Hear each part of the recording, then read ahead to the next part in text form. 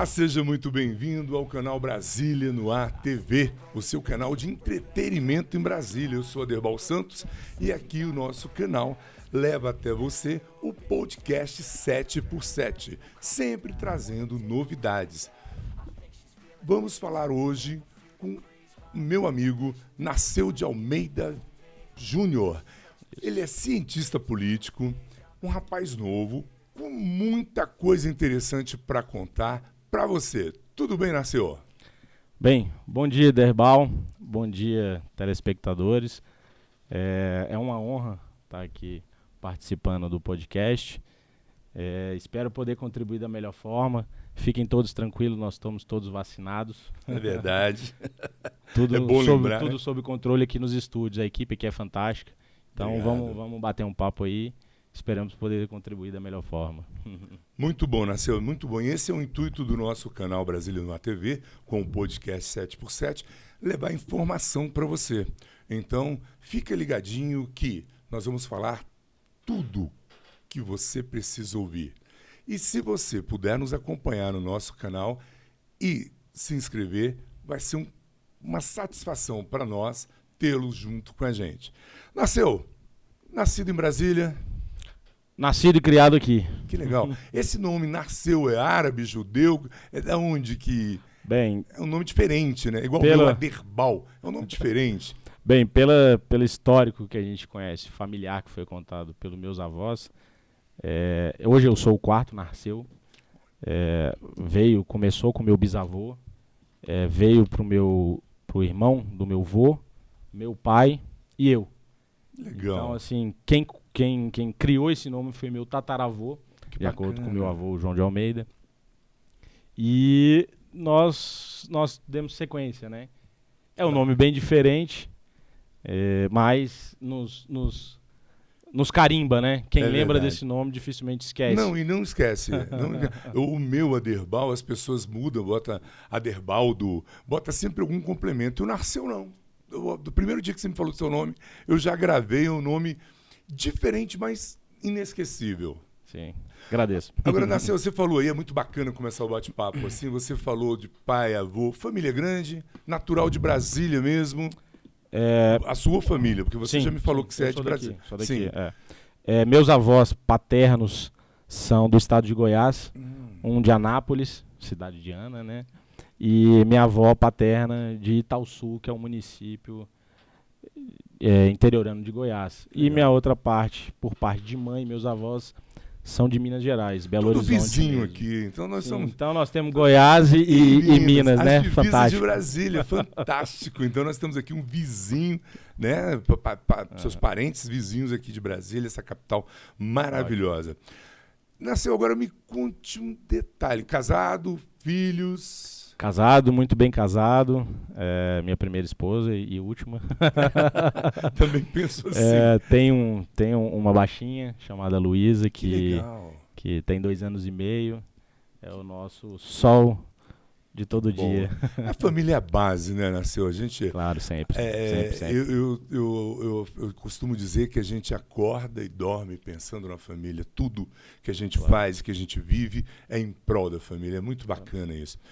E me conta, um cara novo, poderia ser tudo, igual aquele, eu estava no ônibus um dia, eu morri de rir, nunca esqueço. Eu podia estar roubando, eu podia estar fazendo, mas eu estou aqui pedindo.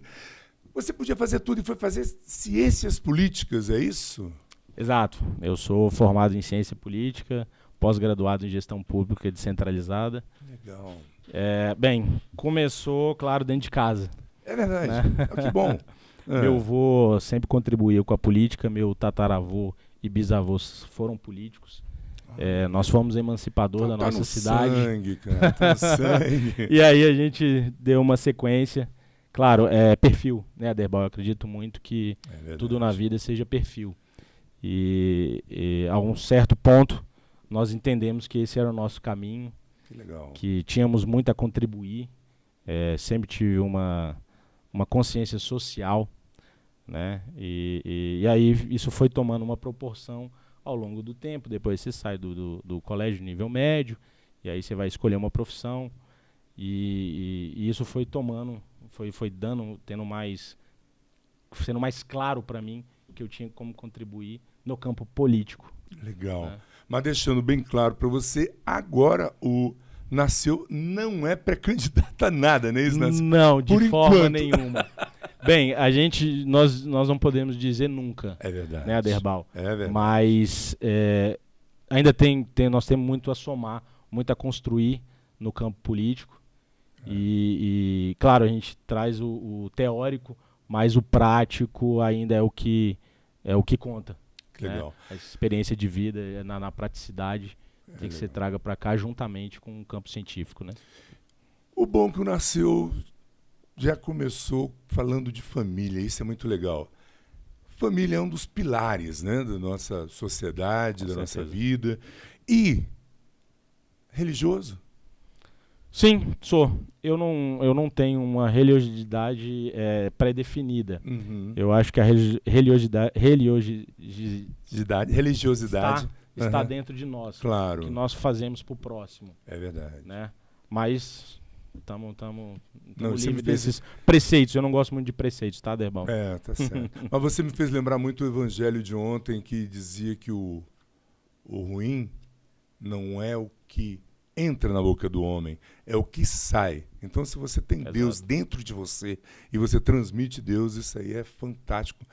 Já está com 90% do caminho andado, né? Porque não dá para você não ter uma fé, acreditar num Deus. Tem que ter uma religião. Não uma, como é que eu vou te dizer? Não que você seja um seguidor de alguma religião, mas que você tenha fé. Eu acho que assim, é o que te soma. É verdade. O que te soma. Se uma seita, um conglomerado te atenda, te faça bem, isso é importante, te torna um ser humano bom, melhor. Né? Jesus desceu ao mundo para nos mostrar o amor em pessoas. E nos unir. Eu acredito em pessoas. Independente tá? de raça, independente cor, de raça, cor, religião, enfim. Bacana. Pessoas ajudando pessoas. Isso que é religiosidade para mim. Tá? É isso aí. Assim, muito bom. E aí, não só não acomodado nas ciências políticas, você ainda foi fazer gestão pública. Sim. A sua pós-graduação é em gestão pública. Isso, gestão pública descentralizada. Uhum. Explica para nós o que é isso, descentralizada, na matéria de gestão pública, por favor. Bem, Aderbal, é um movimento mundial, essa descentralização de poder. Né? Primeiro, porque você tem que estar na ponta para poder fazer as políticas públicas. Não tem como eu falar para você o que é melhor para você. Né? Eu tenho que construir primeiro, entender o seu anseio, a sua dificuldade e o que você precisa, para depois eu poder construir no campo científico essas condições para poder te atender. Então, somente através da descentralização eu consigo estar em vários campos e tendo feedback real do que é necessário. Então, a descentralização é isso, é você ter a política pública na ponta, realmente. Primeiro construindo lá, como parceiro. Sem beco, sem desvio, sem esquinas, direto ao ponto. Esse é o conceito básico. Esse é o conceito básico. Muito bom, mas você também foi para o lado do marketing, fez alguns cursos, trabalhou nessa área? Como eu disse, a parte científica, depois que a gente sai da parte científica universitária, de cursos e etc., sobre o campo político, nós temos que ir para o campo prático. Uhum. E nada mais visceral que campanhas eleitorais. Quantos anos que você está nessa... Você formou... Desde 2010. Desde 2010 eu saí da universidade e senti essa necessidade de ir para o campo prático. Então é a sua terceira eleição que você vai trabalhar? Não, 2010... É a minha quarta eleição. Quarta eleição. Mas nós trabalhamos nas municipais. E primeiro eu trabalhei em campanhas aqui no Distrito Federal e em 2012 nós fomos para as campanhas estaduais. Que legal. Eu costumo dizer que as campanhas proporcionais estaduais, principalmente o estado de Goiás e de Minas, é a escola para quem quer entender política, saber política na prática, né? No chão, que a gente costuma dizer. É mais corpo a corpo, né? É o corpo a corpo, porque no teórico você tem um pré-conceito de como as coisas são feitas. Né? E na prática a gente sabe que é muito diferente, principalmente na política, que ela é muito visceral, pessoalmente. Então eu senti essa necessidade e fui a campo. A gente costuma dizer, fui comer um pouco de sal. Para sentir na pele o que é. E aí, justamente, eu escolhi campanhas municipalistas, tanto de cidades menores quanto de cidades de médio porte. E é mais corpo a corpo mesmo, porque Brasília, capital, muita gente usou nas eleições passadas redes sociais, é um centro urbano onde tem muitos jovens, muita gente antenada, mas o interior já não é, hoje, apesar que a internet não tem barreiras, né? Alcança todos, em todos os lugares. Por começar em 2010, eu acompanhei essa evolução, que a gente nem chama mais de 4.0, evolução 5.0 agora. É verdade. Os municípios antes tinham grande dificuldade, né, em ter acesso a informações, a ter acesso à internet. Hoje já é uma outra realidade. Hoje a internet chega bem aqui, tirando o norte, a gente chega em todos os municípios hoje do Brasil. Os municípios, a gente pegando essa experiência, os municípios têm grande dificuldade, não tanto em infraestrutura, mas sim em manter os jovens dentro do município, somando com o município, criando PIB, criando renda. Porque muitos municípios, até por conta de leis que foram feitas aqui federais, não possuem universidades, nem cursos técnicos. E muitos desses municípios não têm capacidade, aí vai muito do gestor, da forma do gestor do município, de atrair empresas para gerar emprego nos municípios. Então a gente tem uma defasagem muito grande de jovens dos municípios. É verdade. Tá? Então isso tem que ser debatido amplamente, ainda não é debatido. A gente tem casos isolados no Congresso, mas tem que ser debatido. A federalização ela tem que ser debatida num cenário mais macro. Tá? Nós vimos, essa experiência me deu essa capacidade de ver a dificuldade de municípios pequenos. Municípios de médio e grande porte, aí são outras realidades, mas municípios pequenos, que são aí 40%, 50% do Brasil, tem uma grande dificuldade nesse cenário que eu acabei de desenhar. Então tem que ter um olhar diferenciado, não é só repasse financeiro, que a gente chama do FPM, né, que é o fundo. Você tem que ter uma política pública ali, descentralizada, federal, nos estados também, para poder atender a demanda dos municípios, que muitas vezes não tem nenhum recurso para pagar nem os salários dos servidores. E a hora é essa, né, meu povo? Porque, olha só, você que está nos acompanhando vai ter uma chance única. Você, em outubro, né, essas eleições? 2 de outubro. 2 de outubro, você vai ter a chance de votar e mudar a situação do país. Narceu estava aqui falando e eu fiz uma matéria uma vez sobre essa área da internet e na época nós éramos 220 milhões de habitantes, Narceu, e nós tínhamos 56 milhões de analfabetos digitais, pessoas que não tinham a mínima noção, analfabetos porque não tem a mínima noção, não sabe o que é um smartphone, um laptop, um computador. 56 milhões é um número gritante, é um número grande. E como você falou, aproveitar os jovens nos municípios, são tantas cidades que não têm infraestrutura básica, que é educação e saúde. E aí, assim, como é que você vai dar uma estrutura para esses jovens se desenvolver dentro do município? Hoje a gente sabe que tudo é tecnologia. Nós temos um dado que foi feito pelo Sebrae Nacional, que nós teremos por ano uma defasagem de 450 mil profissionais de TI no Brasil. Olha aí. Está criando campo com emprego e renda boa, remuneração boa, mas nós não temos capacidade para produzir profissional, para atender essa demanda. E aí o que acontece? Somente municípios grandes, cidades grandes vão poder atender.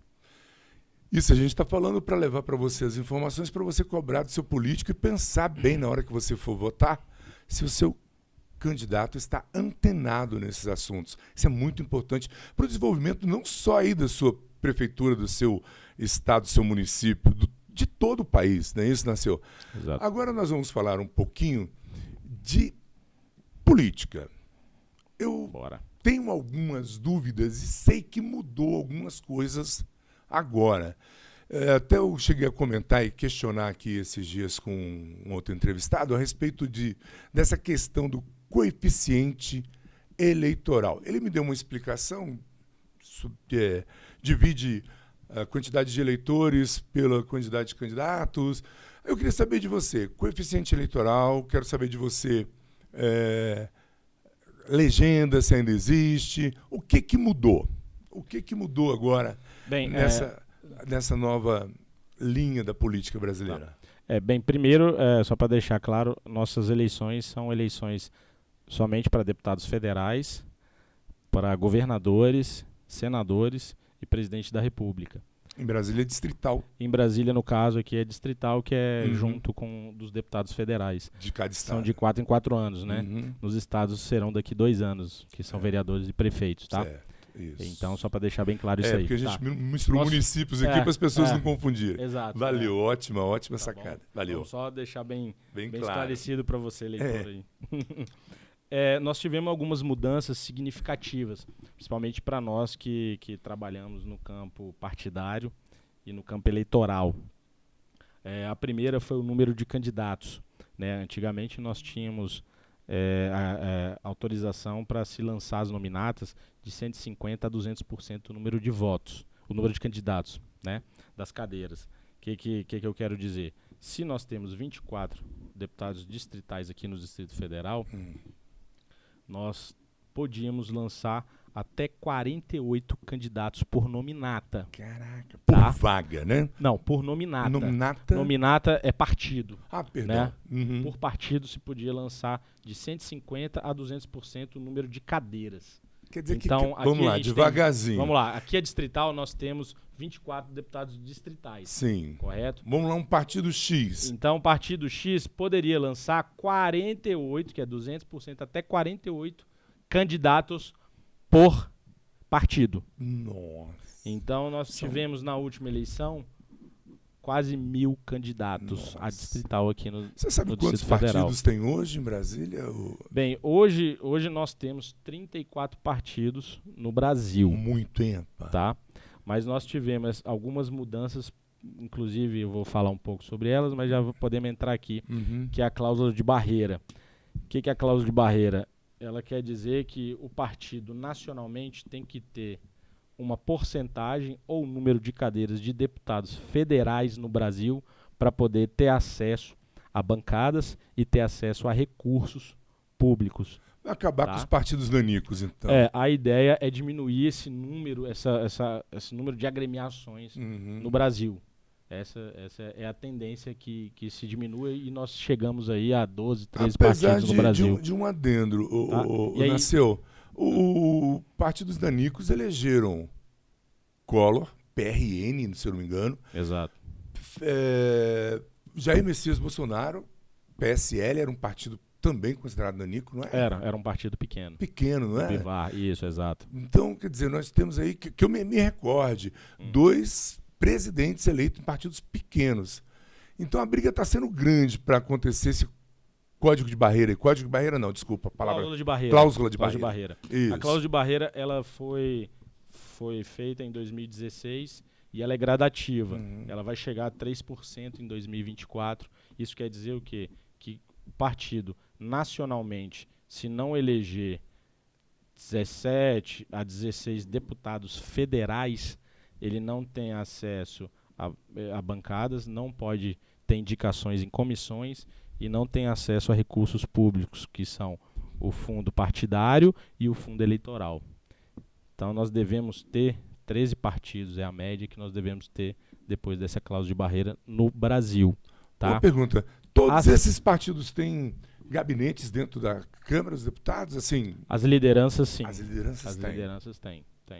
Né? A gente tem alguns enquadramentos na Câmara que permitem ser lideranças, enfim. Antes de você entrar aqui, só para quem está nos ouvindo, que eu tenho certeza que tem essa dúvida, quantos são as cadeiras na Câmara e quantas são do Senado? Nós temos hoje, no sistema bicameral, que são Câmara e Senado, nós temos 513 deputados federais no Brasil e 81 senadores. Muito também, né? O que você acha? Bem, depende, Aderbal. Se você pegar um estado de São Paulo, grande demais, o tamanho que você ter 70 deputados federais para atender todos os municípios é muita coisa. né? Os deputados ficam bem sobrecarregados. Você tem um distrito muito grande para atender. É verdade. Tá? Você pega Goiás e Minas aqui, isso é verdade. com mais de 200, 300 municípios. Um deputado federal para atender esse tanto de município e esse tanto de demanda que tem nas cidades é bem complexo. Claro, sempre pode se enxugar, né? Mas eu acredito que hoje não é o número que nós devemos ficar focados, e sim a qualidade dos nossos parlamentares. Tá? Falou tudo. A qualidade é fundamental. E aí, só para explicar aqui, para a gente ter uma linha, perdão. Desculpa eu te nós cortar. temos esse número de candidatos que foi mudado. Né? Nós podíamos antigamente lançar até 200% o número de cadeiras. Hoje, só se poderá lançar 100% mais um. Isso quer dizer que aqui no Distrito Federal, como exemplo, como nós estamos aqui, antigamente o partido podia lançar 48 candidatos. Hoje ele só vai poder lançar 24 mais um. Claro, isso também respeitando 30% de reserva para candidaturas femininas, tá? Ah, tem essa cota definida agora. Já está pré-definida desde 2016. É que uma coisa interessante, que até era a pergunta que eu ia Isso fazer. é para fomentar a entrada de mulheres, e nada mais justo. Acho que isso é justíssimo. Nós precisamos ter, claro, elas são maioria no Brasil. Isso. E nessa parte política, essa humanidade das mulheres tem que ser muito bem trabalhada. A gente precisa de participatividade delas, sim. Afinal de contas, elas são mais sensíveis, né? E nos aturam. Sim, claro.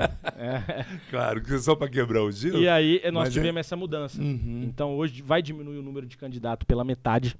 Tá? Nós temos as federações. Hoje não se pode mais coligar. O que é coligar? Antigamente um partido se juntava com outro somente no momento da eleição para poder somar forças e ter mais deputados ou eleitos ali nessa agremiação. Isso era legenda? Isso eram as chamadas legendas. E aí foi extinto isso. Bom. Não se pode mais fazer as legendas, né? A junção. A parte eleitoral.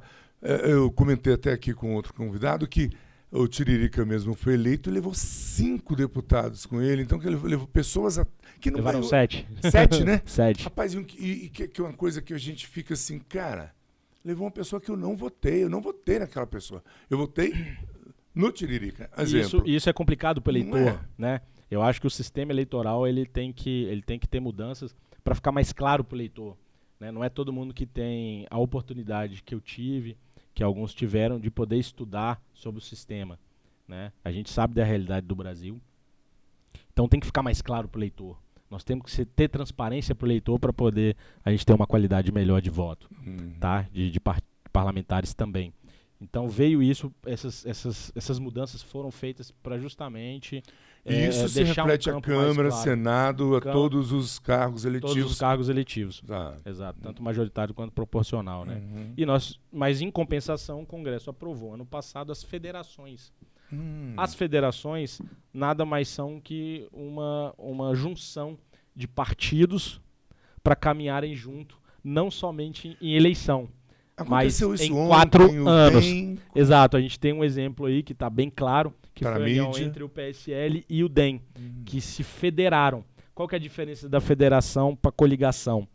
A diferença é que na federação o partido se une nacionalmente, tá? Isso é um acordo nacional que tem que ser seguido por todos os estados. E eles têm uma obrigação de permanecer assim durante 4 anos. Isso é uma regra que foi feita pelo TSE e aprovado pela Câmara dos Deputados e Senado. Pessoas e junta dinheiro também? Se soma tanto os recursos quanto o grupo parlamentar que se está federando. Pode se federar mais de um, tá? Então isso foi como se fosse uma compensação para a retirada da junção de partidos. E aí, se eles elegerem uma grande quantidade, forma uma bancada grande na Câmara. Então. Você não pode subir sem ser bancada. Quando você federa, você tem que subir como bancada. Né? É como se fosse criado. É como se fosse tido uma fusão. Vai ficar 4 anos aí casado. São 4 anos de casado, sem poder descasar. Divorciado. Sem sofrer punições, tá? Se tiver separação, é punível e perda de mandato. Tá, dos parlamentares que foram eleitos nessa federação. Você falou uma coisa muito interessante, perda de mandato. Eu lembro que aconteceu isso, assim, foi para a mídia e eu não acabei não acompanhando. Eu me candidato e saio pelo PMDB. Sim. Primeira. MDB. MDB, desculpa. Tiramos o o P. velhão aqui. O velhão. PMDB tem 50 anos. O MDB. Aí eu saio do partido. A vaga é do partido ou é do candidato? Não tem uma discussão sobre isso? Isso é uma discussão muito ampla que tem sido debatida no TSE, tá? Porque no nosso sistema presidencialista de coalizão, os partidos, para você ser candidato, você tem que ter o partido. E o partido te dá a condição de ser candidato. Então é uma soma. Eu acredito que não seja só do partido, mas também não só do parlamentar. São uma soma de forças. Eu acredito muito que os partidos têm um trabalho muito importante que se perdeu ao longo do tempo por conta dessa criação grande de partidos para poder fazer uma política não eleitoral, mas sim uma política de força própria. Entendi. Pode-se por dizer assim. E eu acho que os partidos se perderam. E aí, nesse momento, muitos candidatos não tendo essa ideologia partidária que se perdeu também, depois de 88, nós perdemos muita ideologia partidária. Os candidatos vêm utilizando dos partidos somente para poder ser candidato, não tendo um trabalho partidário dentro. E aí nós tivemos uma avalanche de processos, de candidatos parlamentares pedindo para sair, para ir para outros partidos, para justamente utilizar de um campo melhor propriamente, e não um trabalho mais macro partidário, uma política de longo prazo, que eu acredito que é o que está faltando aqui para a gente, nacionalmente, né? Entendi bem, Valor. Agora, me explica uma coisa. Eu lembro que você falou muito bem, bem na minha cabeça, que antigamente era Arena e MDB. Exato. Quando você falou MDB... Não peguei esse período, mas conheci, tive histórias, nós tivemos parentes que foram Maluf, deputados pela Arena. Isso, essa época nostálgica da política. E hoje tem essa quantidade. É fácil abrir um partido, se quiser amanhã criar um partido. Não. Qual é as regras? Nós temos agora aqui, há um ano, quer dizer, há mais ou menos 3 anos, que o nosso ilustríssimo presidente da República, Jair Messias Bolsonaro, que vem tentando, né, com muita dificuldade, criar o Aliança para o Brasil e não tem conseguido. Me fala um pouquinho disso aí, Nasceu. Justamente pelo Congresso ter entendido, nossos parlamentares e senadores terem entendido que esse número de partidos tem atrapalhado nessa soma partidária, nessa qualidade de candidatos, que foram criadas essas barreiras para justamente a gente diminuir esse número de partidos, para nós voltarmos a ser partidariamente mais enxutos, mas com uma qualidade maior. Então foram criados esses mecanismos. E hoje, para se criar, se nós estamos num movimento de diminuição de partidos, e sim de uma maior qualidade e menor número, foram criados mecanismos muito mais complexos para poder liberar a homologação pelo TSE de partidos eleitorais. Tanto que a gente vê um presidente da República, pela primeira vez, tentou criar um partido nacionalmente e não obteve êxito. Claro, tem estratégias que a gente pode adentrar aqui e criticar, mas você vê a dificuldade que se é. O presidente em exercício não conseguiu ter êxito na criação de um partido no Brasil. Então não está fácil. Você tem que ter mais de 2, 3 milhões de assinaturas, você tem que ter uma estrutura, tem que ter um planejamento, enfim. Hoje a regra é muito mais difícil. Eu não acredito que vá homologar mais nenhum partido, pelo menos a curto prazo aqui no Brasil. A tendência, como você explicou bem, nós federarmos e aí diminuir. Nós temos agremiações maiores, mas com uma qualidade e uma ideologia partidária. Não essa dança de cadeira que nós vemos hoje. Você elege um deputado, você nem sabe em qual partido ele está mais. Mas você sabe o que eu acho? Que me desculpe até a comparação, meus amigos aí políticos, de partidos, não quero ofender ninguém, mas partido político está igual cerveja, né? Antigamente era Escola Antártica. fazendo propaganda. Ó, Marcelo, cobrar o merchan, viu, Marcelo? Depois nós temos que cobrar o merchan. Antigamente era 2 tipos só, 3 tipos de cerveja. Hoje em dia são 500 tipos e continua sendo cerveja. A polarização. Hoje em dia tem 500 partidos, mas na ponta do lápis é direita, esquerda e centro. Eu quero saber de você sobre polarização, mas primeiro bebe uma aguinha que eu vou falar com meus amigos sobre a nossa parceria. O podcast 7x7 tem um novo parceiro e eu quero te convidar e te perguntar: seu plano de saúde individual está muito caro? Além dos reajustes, sua faixa etária tem encarecido muito o seu plano de saúde? Pois é, procure o Hamilton Júnior na All Premier Seguros. O Hamilton, ele tem um plano ideal para você. E é o seguinte, lá tem plano sênior para as pessoas acima de 60 anos. Não sei se você sabe, quanto mais idade você vai ganhando, mais caro você paga. Então, o Hamilton tem um plano muito especial para as pessoas acima de 60 anos. Você pode procurá-lo no telefone 4101-9177. Esse número é o WhatsApp. É um WhatsApp Business. E é mais comodidade para você. Você pode acessar lá, pegar a sua cotação. E para você que tem CNPJ, você é dono de uma empresa, o plano PME chega até 40% de desconto. Pois é, você vai tratar bem dos seus colaboradores, cuidar bem da sua família, procurando o Hamilton na All Premier Seguros, no 4101-9177. Muito bom, Nasceu. Tomou sua aguinha? Vamos tomei. Falar então de polarização? Vamos continuar, vamos embora. Então, assim, voltando à parte partidária, os partidos são feitos por pessoas, né? Igual a política. Eu não acredito nesse movimento política nova, política velha. São pessoas, política Você não são acredita pessoas. política nova, política velha? Não acredito nesse movimento de política nova, política velha. Nós tivemos alguns partidos aí, que eu não vou poder citar os nomes aqui, pra gente evitar... Não é recomendado? Nós evitamos... do canal. Nós evitamos qualquer confusão que possa vir, mas nós tivemos partidos que vieram com essa pegada de política nova e nós vimos que não deu certo. A política é feita por pessoas, né? E pessoas são boas ou pessoas são ruins, ponto. Nós somos binários, né? Ou é boa ou não é ruim. Não tá? existe. Então, os partidos também são assim. Se eles serviram algum dia e estão servindo para venda, né, para poder se manter no poder, são pessoas que estão no comando dos partidos e não os próprios partidos. Claro, nós criamos mecanismos, mas quem cria os mecanismos são as pessoas. Nós podemos dizer que o partido é o CNPJ e que os E aí, sócios... CNPJ mesmo. É o CNPJ mesmo, né? É verdade. Então, o CNPJ e os sócios são os políticos, né? São Exato. Então, assim, o que eles fazem reflete muito como são feitos os partidos hoje, né? Então, se a gente tem esse problema de partidário aí, é muito culpa de quem está na ponta. Então, a gente tem que ficar bem de olho e atento a isso. Vamos falar sobre polarização. Bem, não tem como fugir da polarização. Hoje nós temos um presidente que se manteve em campanha eleitoral desde o momento da posse, tá? Pode ter sido uma estratégia, enfim, a gente pode debater isso, transcorrer, mas ele polarizou.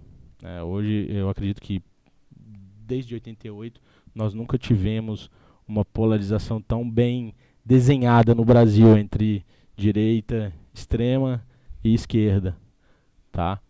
Então, essa polarização ela pode ser saudável ou não. Eu não acredito muito que seja saudável no campo científico. E você acha que foi intencional ou foi o povo que já estava cansado?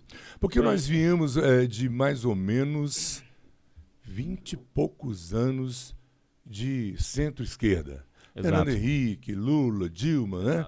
Exato. E milhões de promessas, milhões de conversas, milhões de coisas que... E o povo, você não acha que o povo é que estava cansado de ouvir o discurso e não ver a prática? E o povo que se polarizou? Sim, concordo. A política ela é feita de bolhas, né? A população, ela tende a anos ela se modificar, os anseios se modificam.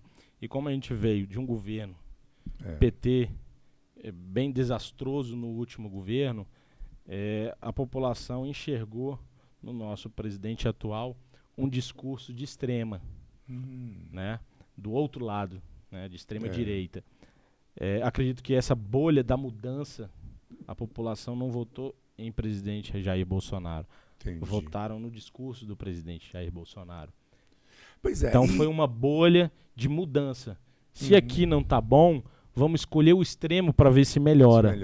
Né? Então essa polarização ela começou mesmo nesse movimento. Ela tá bem ênfase em 2018, tá? Tanto que a gente vê as pesquisas que estão saindo aí que a população não votou em Jair Bolsonaro, votou na narrativa de Jair Bolsonaro, tá? Entendi. Agora me fala uma coisa. Tudo que o presidente, como você falou aí, eu lembrei muito bem, que eu participei da cobertura da posse presidencial. E me recordo muito bem na hora do discurso que ele falou no Congresso Nacional em peso. Eu não sei se eu vou errar as palavras. Ele... É que eu, sem vocês, vou ser uma rainha da Inglaterra. Eu vou ter o cargo, mas eu não vou conseguir fazer nada. E aí, só dando ênfase no assunto da questão da polarização, você não acha que o presidente, ele, com um discurso que o povo queria ouvir e que o povo queria falar, e logo após a esquerda, tentando brecar o direito de expressão, a liberdade de expressão, que está aí o nosso ex-presidente em vários discursos dizendo que vai regular as redes sociais, né? Então, são dois discursos bastante antagônicos e cada um, claro, puxando a sardinha para o seu lado, claro. Mas nós temos hoje um presidente que fala e faz o que o povo quer ouvir, assim, dentro do que eu posso acompanhar, né? É um cara que vai para a rua, cumprimenta todo mundo, o outro não pode sair à rua. Sim. E um fala que quer... Tudo que o Bolsonaro foi rotulado, ele fez ao contrário. Você acha que é marketing político, é jogo político? Ou ele é assim? Bom, antes a gente tem que entender que nós temos a política de mandato e a política eleitoral. Elas são bem diferentes. Hoje, no nosso sistema presidencialista de coalizão, o presidente da República tem que ter base no Congresso para poder ter governabilidade, tá? Então, ele tem que ter uma habilidade, tem que ser municiado de parceiros para construir essa mobilidade e essas parcerias dentro do Congresso. Infelizmente, o presidente não conseguiu construir essas alianças logo após a posse, foi bem conturbado e teve que ceder a alguns discursos eleitorais. E isso ele acabou perdendo a narrativa que nós conversamos lá atrás, que votaram na narrativa do presidente.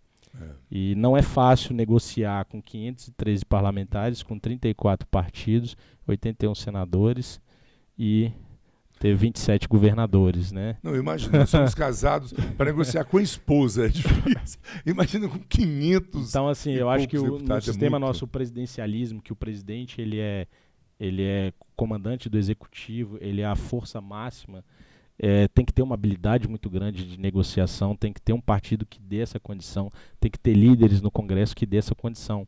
Então, esse campo de política no mandato, ele não foi muito bem, e isso vai refletir na política eleitoral que nós estamos vendo agora, para esse ano. Então, a gente tem um ex-presidente que está vindo com uma força máxima, teve autorização da Justiça para poder ser candidato, e essa polarização aí a gente vai ver ao longo do ano, desse ano de 2022, se acirrar cada vez mais.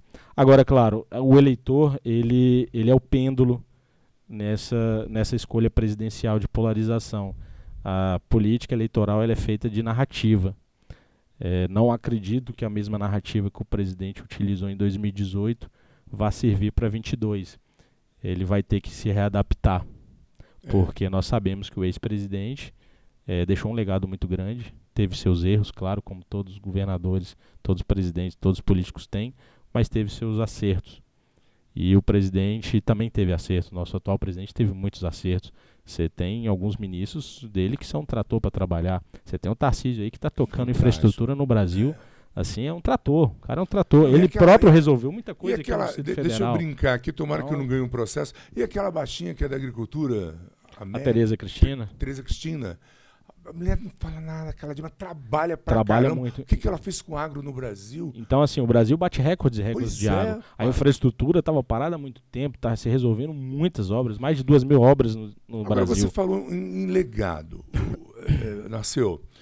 O legado do presidente da República, a bandeira que ele carrega, que eu acho que é o que ele vai levar para as campanhas, é 4 anos sem corrupção. E o ex-presidente Lula vem com uma bandeira, que ele quer mudar até de cor, pelo que eu vi na mídia,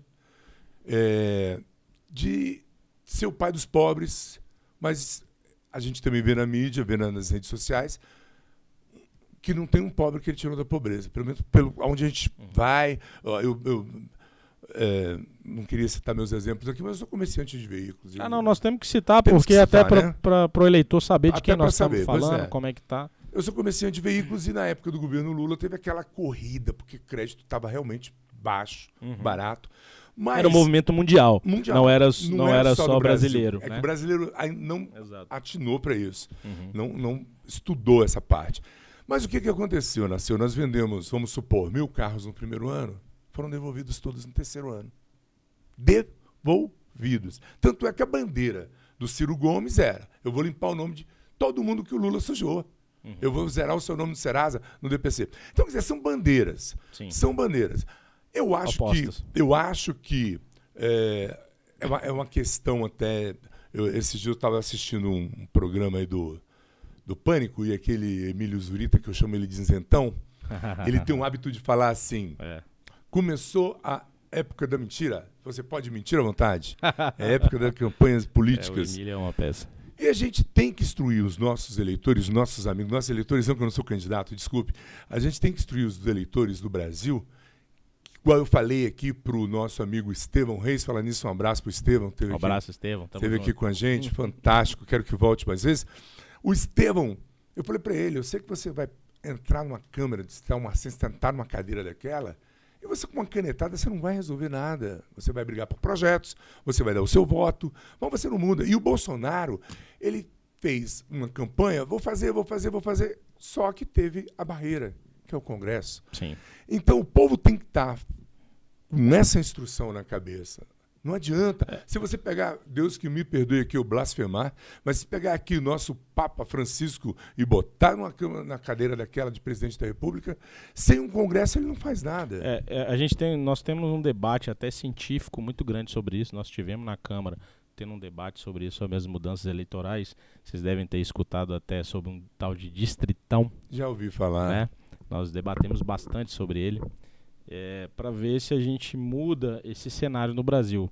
Bem, primeiro, nós temos que entender, eu defendo muito essa separação de votação junto com o presidente da República e governadores. Né? Eu acredito que a eleição majoritária teria que ser separada da proporcional. Essa polarização atrapalha na escolha dos candidatos proporcionais. Porque é o deputado, Aderbal, aí são pontos de vista, tá? É o deputado que está perto da população, que atende as demandas do povo, individualizado e coletivo. Né? É o deputado que ajuda ao presidente, ao governador, ao prefeito, as demandas. Né? Tanto que a gente tem aí indicações de emendas que são feitas para isso. Né? A criação de leis são feitas para isso, para cada deputado atender a sua particularidade que foi eleito, suas agremiações que foram eleitas. Então, quando a gente tem uma eleição de governador e presidente junto com a de deputado, a gente tem uma má qualidade do eleitor para poder votar e estudar o candidato. E pior ainda, nós tivemos uma diminuição de 90 dias para 45 dias da campanha eleitoral. Você tem um exemplo claro, que é os Estados Unidos. Eles ficam quase um ano ou mais em prévias. Isso é o quê? Isso não é para aumentar a chance do candidato, mas sim de engajar a população. Né? A e aí, pessoa você despertar a engajando, curiosidade, para a exato. pessoa estudar o candidato. E aí você tem uma qualidade maior de candidatos quando você tem um engajamento maior da população. Que bacana, é verdade. Então, assim, eu acho que no Brasil a gente tem que amadurecer. Tem muita coisa essa para mudar, ideia. né? Tem muita coisa para mudar. Nós somos uma república muito nova, É verdade. né? Nossa Constituição, a última foi de 88. É verdade. Os anseios de 88 são completamente diferentes dos anseios Americana de é hoje. de 1500. E assim, nós temos muito a amadurecer, somos um país jovem, É verdade. tá? Então eu acho que a gente tem que se debruçar sobre isso, temos que engajar a população. Eu não acredito em política sem engajamento popular. Gente, eu acabei me perdendo todo aqui. Eu tinha um ritmo para conversar com o Nasceu de Almeida Júnior, que é um cientista político, jovem cientista que está aqui para nos instruir, viu, meu amigo? E o papo está muito gostoso. Eu estava olhando ali para o nosso relógio, já tem 1 hora de programa, rapaz. Olha esse só. Papo vai durar uns 3 dias. A gente volta mais vezes. Tem que voltar. E o meu foco era encerrar a conversa da parte de presidente de Brasil com Distrito Federal. E voltar para o Distrito Federal. Mas, para terminar com o Brasil, eu queria falar com você sobre as pesquisas eleitorais. A gente estava conversando nos bastidores, que é uma coisa que me desculpe, eu não acredito, mas você me deu uma explicação muito bacana. Eu queria que você falasse para os nossos internautas, aproveitar, falar com os nossos internautas é o seguinte. Mandei um abraço agora para o Estevão Reis, que teve uma visualização no nosso canal muito bacana. Foi 1 hora de conversa muito legal. Mas você, meu internauta, que acompanhou o nosso programa, não se inscreveu nos nossos canais. Pois é, então estou te pedindo aqui encarecidamente, se inscreva lá. E tem um sininho, eu não sei se já prestou atenção, aquele sininho é para você ser lembrado de quando a gente estiver aqui falando com o Nasceu, você ser avisado lá para você acompanhar ao vivo com a gente a transmissão de mais uma entrevista. Então, por favor, se inscreva no nosso canal Brasília no Ar TV. Nasceu? Vamos lá. E pesquisas eleitorais? Bem, nós tivemos acesso a algumas pesquisas eleitorais. Esse negócio de fake news, de pesquisas, isso aí é balela. Nós temos pesquisas hoje que são registradas pelo TSE, são auditadas, enfim, são feitas por grupos econômicos. Eu não acredito que seja... Não tem esse negócio de fake news. Maquiagem, tá? Não tem isso. Tem, mas essas que são registradas é muito difícil ter. É como você falou, são grupos financeiros, né? Então o cara vai botar dinheiro numa coisa... Não, claro que não. Então, assim, essas pesquisas... E também tem um protocolo no TSE para poder registrar essas pesquisas, tá? Tem um controle bem interno, bem feito. Pesquisa, ela é uma fotografia do momento, tá? Ela reflete o momento. Ela não quer dizer que ela vá se consolidar para as eleições. Hoje nós temos um ex-presidente muito bem avaliado, com chances de levar no primeiro turno. Isso é os números que mostram, tá? Isso é uma fotografia do momento. E o nosso atual presidente batendo 23% a 27%. Se vai mudar, não sei. Isso aí nós vamos tirar. A pesquisa é feita, são várias fotografias. E nós vamos acompanhando as fotografias. Tá? Então, hoje a fotografia do momento é essa. Você acha que... Não acredito em fake news nas pesquisas, tá? São mas números você reais. não acredita no fake news e você acredita que... As registradas, tá, Debal? Só para deixar bem claro. Tá. Mas você acredita que elas podem ser induzidas? Por exemplo, nós temos hoje uma mídia tendenciosa. Claro, nós temos uma imprensa muito tendenciosa. Como conversamos aqui, política eleitoral ela é narrativa. É narrativa. E aí os números, você coloca na narrativa que você bem achar, lhe convém. Tá? Então, claro que elas são tendenciosas. Nossa mídia, claro que é tendenciosa. Toda mídia, todos nós somos tendenciosos. Todos nós temos lados. O nosso divisor de águas agora vai ser a minha pergunta para poder a gente entrar em Brasília, para poder falar um pouco de Brasília, urnas eletrônicas. Você acredita que são seguras? Você tem algum conhecimento? Já participou? Participei de uma campanha que o TSE fez em 2016, 2018 e 2020. Tá? Eu vi como é que funcionam as urnas eletrônicas. Eles abrem para você se credenciar, é aberto a toda a população.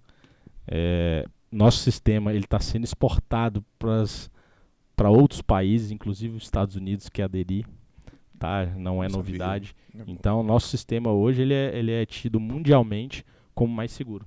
Que legal. Tá? Muito bom. Agora vamos para nossa terrinha. Vamos falar de Brasília. É, Brasília. O que você acha do cenário político de Brasília hoje em dia? Nosso governador tem candidato para derrubá-lo? Para ser bem direto na pergunta. Como eu falei, as pesquisas que a gente tem tido acesso é uma fotografia do momento. Hoje o nosso governador Ibanez, do Distrito Federal, está muito bem visto. Não acredito se pegasse a fotografia do momento, hoje ninguém bateria o nosso governador. Nosso governador tem seus erros, como o presidente também tem, como vários outros têm. Mas também tem acertado muito. Eu acredito que o governador Ibanez veio para fazer uma mudança no Distrito Federal. O Distrito Federal precisava. Eu até brinquei nós com o Estevão. Nós viemos desde a época Roriz sem reeleger nenhum governador. Eu acho que pela primeira vez, depois de Roriz, nós vamos reeleger. Você lembrou Isso é uma tendência no Distrito Federal, tá? O Roriz foi reeleito 2 vezes, se não me engano, né? Exato. Depois dele, mais nenhum governador foi reeleito. É verdade. Olha. O Nasceu também é cultura. Cultura não, é curiosidades, né? Eu não lembrava desse detalhe. Importantíssimo. Nasceu, agora, na questão, eu até brincando aqui com o Estevão, para quebrar o gelo, na entrevista que nós tivemos, eu falei para ele que eu chamo o governador de tatu. O rapaz está furando a cidade inteira, né? Tem obra para tudo que é lugar. O governador, ele tem uma equipe muito boa com ele, de secretários, e ele trouxe essa parte rorizista, né? Que precisa ser feito. Brasília não evoluiu nos anos. Muita gente vê como... Cresceu bastante e nós não tivemos o investimento necessário para Brasília transcorrer. Hoje nós temos o maior número de carros em densidade do Brasil. Não, só para lembrar os nossos internautas, assim, Brasília foi projetada para 750 mil pessoas. Nós temos mais de 3 milhões de pessoas. Exato. E o investimento não acompanhou. Pois é. Né? Então hoje nós temos vários gargalos no Distrito Federal, não só de transporte. E o grande problema ainda é a burocracia, né? Por exemplo, a gente estava conversando nos bastidores sobre a W3, que tinha que ser feito uma estruturação, mas tinha um IFAM que travou muito tempo, porque tem patrimônio histórico da humanidade, tem uma Transbrasiliana que corta Brasília para facilitar, mas também as entidades ecológicas aí estão dificultando com as certidões, e isso vai levar mandatos e mandatos. Né? Aí vai um parabéns e um dado para a população aí do Distrito Federal.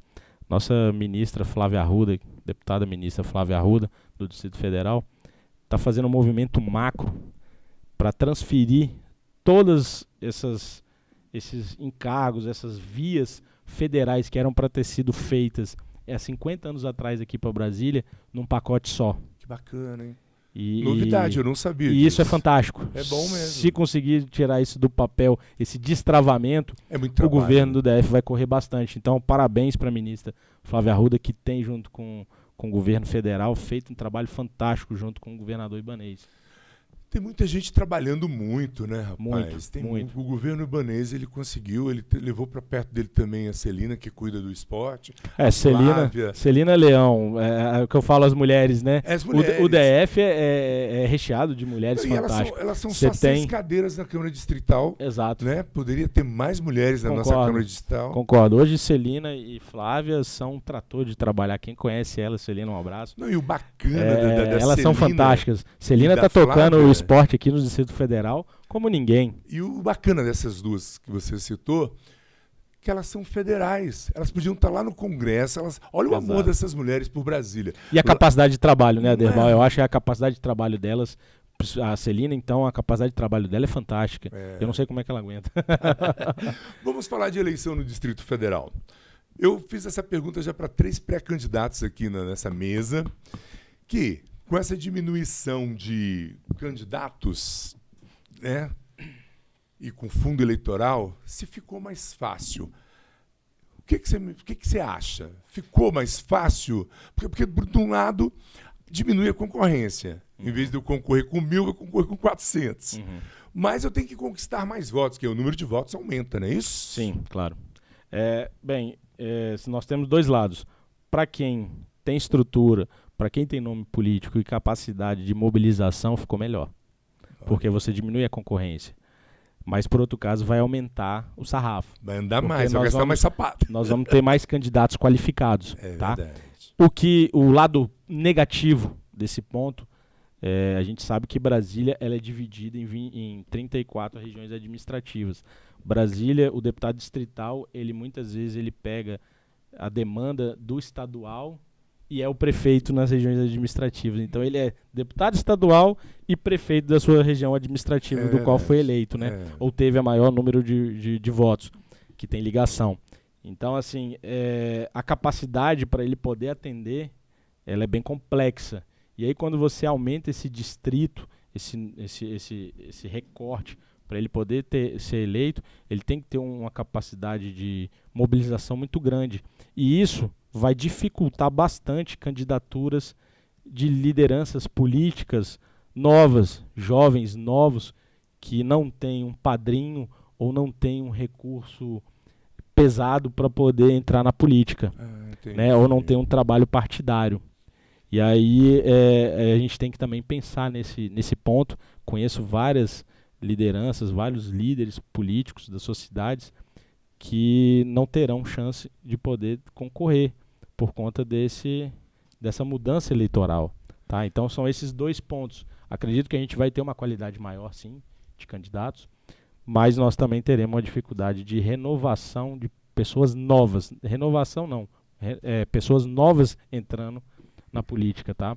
Então acho que isso aí serve para você, que é líder partidário.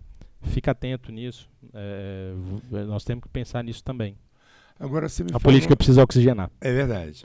Você falou que vai diminuir a quantidade de candidatos, vai diminuir o tempo também, 45 dias apenas. São 45 dias. E o horário de TV, como vai diminuir a quantidade de candidatos? Vai ser maior? Não, o horário de TV vai de acordo com a bancada, né? Você concorda comigo que muita gente, na hora do horário político, desligava a televisão, porque meu nome, vote no Zé, meu número é 3333. Cara, a gente sabe que para o majoritário, tudo bem, até funciona esse negócio de tempo de televisão. Mas a gente sabe que a campanha online, que é o digital, e a campanha offline para deputados, para proporcional, ela vai contar muito, tá? Esse tempo de televisão, a conversão que a gente chama, conversão de voto é muito pouca, tá bom? Entendi. Porque a gente não tem tempo para debate entre candidatos, a distrital, a gente não tem esse tempo de qualidade de televisão, que a gente ainda sabe que a televisão ainda aqui no Brasil ainda é um canal fantástico, tá? O pessoal fala que ia acabar, eu lembro na época quando veio o digital, falou que ia acabar, e a gente viu batendo recordes e recordes dos canais de televisão. É verdade. Então, assim, o digital vai ajudar a esses candidatos proporcionais e o offline, o sola de sapato. Meu irmão. Corpo a corpo, gorduroso, bater um papo. Eu acredito que ainda no é Distrito Federal ainda é o maior, será uma tendência ainda, né? Então, essa capacidade de mobilização, isso tem um custo grande, tá? Eleitoralmente. E num distrito grande igual o Distrito Federal, aí você ter 3 milhões de pessoas pra você fazer campanha, não é fácil, não.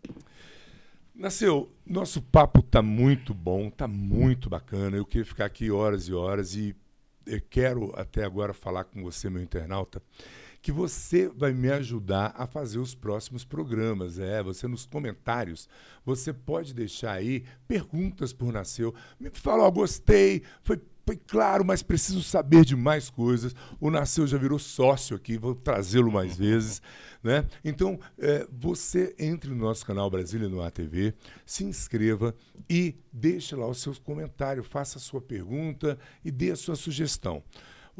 Nasceu, caminhando para o final, que eu sei que você é uma pessoa muito ocupada e um cara jovem, muito bacana falar com você, porque além de didático, você é um cara que entende parabéns por ter escolhido essa carreira de cientista político. É um negócio muito gostoso.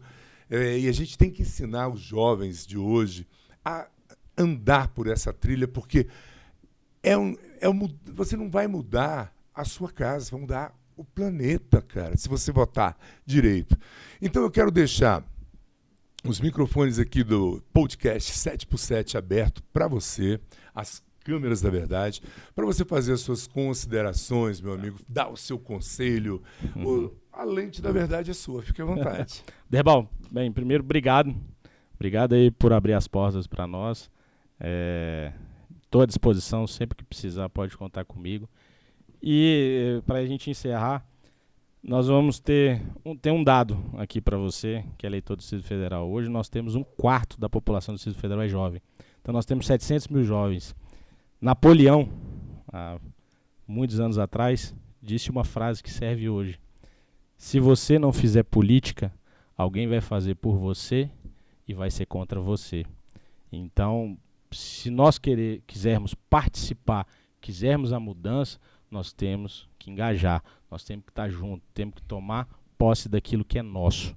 E é somente através da política nós podemos fazer a mudança.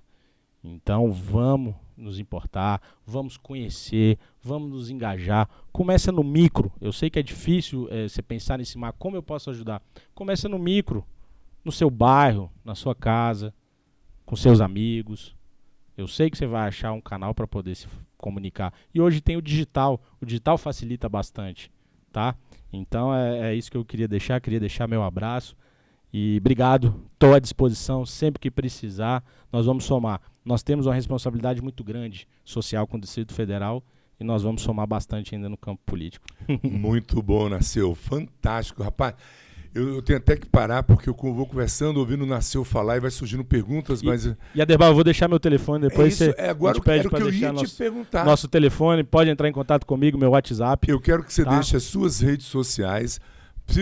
Foi muito bom, que era isso que eu ia falar com nossos internautas. Se você tiver alguma dúvida, não gostei, o Aderbal fala demais, eu prefiro falar direto com o Nasceu, que o cara é mais inteligente do que o Aderbal. O cara é mais educado, esse Aderbal é um grosso. Então você pode ligar, mandar mensagem no WhatsApp do Nasceu. E se você tá aí, não tem tempo agora de anotar as redes sociais e o telefone do Nasceu, vão estar fixados aqui nos comentários deste vídeo. Nasceu, por favor, suas redes sociais. Narceu de Almeida Júnior, NARRCEU, são do Facebook e do Instagram, e meu telefone é 61 999260870. Esse é o mesmo do Zap. Então, meus canais estão abertos, quem quiser conversar comigo, bater um papo, vai ser um prazer. Gente, só tenho que agradecer o Nasceu, muito obrigado, viu, pela sua visita, pela sua amizade, pelo seu carinho aqui com a gente da Star 7. Seja muito bem-vindo. Derbal, isso é uma novidade, quero ensinar o povo a falar dessa nova linha do governo, isso é uma medida provisória, saiu uma nova lei, venha para cá, vamos conversar, vamos instruir essa juventude, esse povo brasileiro que precisa aprender a votar e votar bem. O podcast 7x7 tem a produção da Star 7 Produções. Com imagem, produção, edição de Marcelo Medeiros, eu me despeço de vocês. Até a próxima, se assim Deus permitir. Tchau!